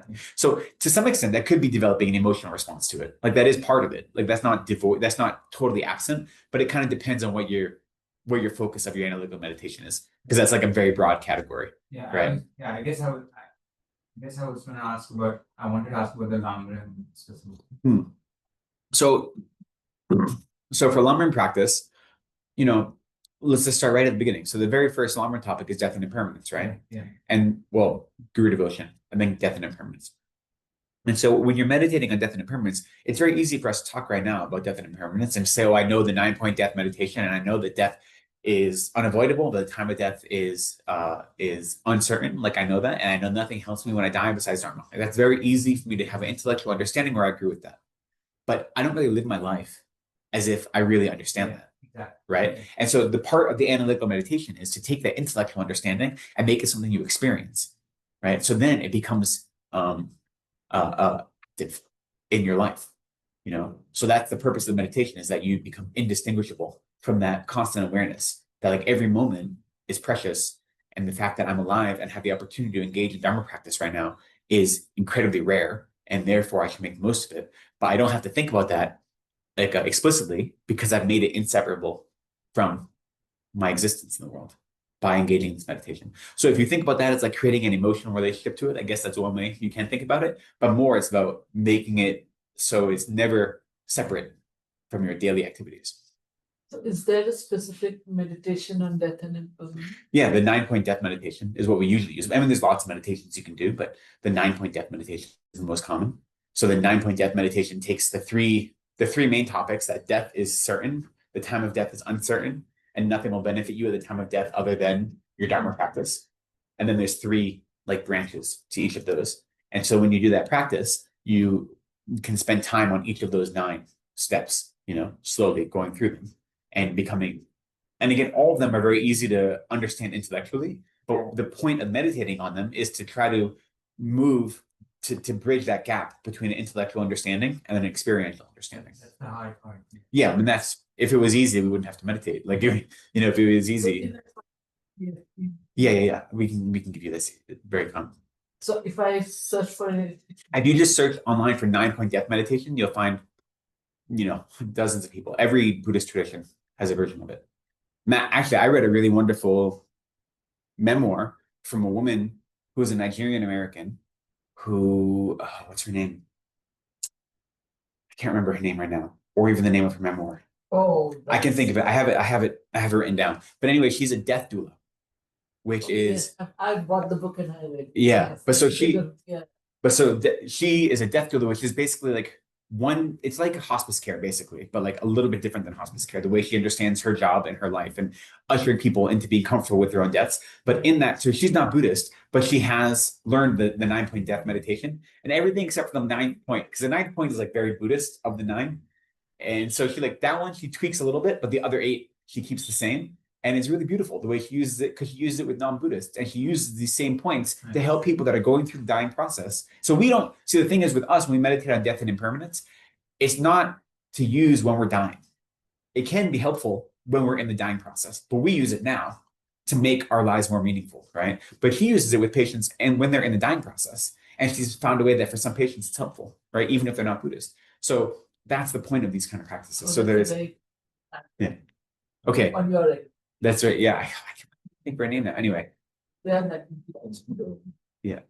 Okay. So if there are no other questions, then we will dedicate. So let's first we'll turn to page 36, right? Yeah. 36. And so we'll realize that by coming together today and studying the Dharma, by committing ourselves to learning what the Buddha taught and understanding how we can incorporate those teachings into our everyday life, how we can live a life of Dharma. By spending our time doing this today, we've accumulated some merit. And instead of keeping that merit for ourselves, we dedicate that merit to all other sentient beings. We wish that that merit could ripen on them, that it might bring them happiness, that it might relieve their suffering. We wish that merit can result in our achieving Buddhahood quickly, so that we might have more ability to be of service to others. So we dedicate our merit in that way, that it may not be of benefit to us, but be of benefit to others. And in that dedication, there's a part of rejoicing, realizing we have accumulated merit today. We've studied the teachings of the Buddha. We've looked at our minds. We've tried to understand how to make the teachings of the Buddha relevant to our lives. By doing that and by accumulating merit, that's something to rejoice in.